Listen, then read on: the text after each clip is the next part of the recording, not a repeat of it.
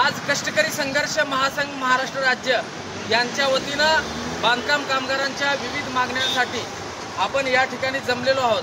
खऱ्या अर्थानं महाराष्ट्र राज्यातील बांधकाम कामगारांचे जे पोर्टल आहे ते बंद करण्यात आल्यामुळे बांधकाम कामगारांचे प्रचंड प्रमाणात नुकसान होत आहे।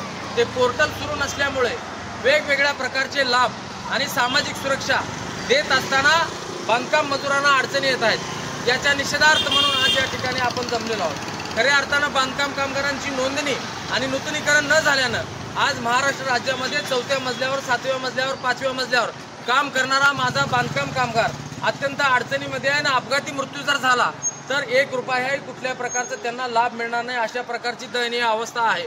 आणि भविष्यामध्ये बांधकाम कामगारांच्या पूर्ण योजना ठप्प झालेल्या आहेत। त्याच्यामध्ये शिष्यवृत्ती योजना आहे, घरांच्या योजना आहे, विवाह अनुदान आहे, प्रसूतीच्या योजना आहेत। अशा प्रकारच्या आज बांधकाम कामगार मुलांच्या शिष्यवृत्ती भरता त्यांना नाकी नऊ येतात अशी परिस्थिती आहे।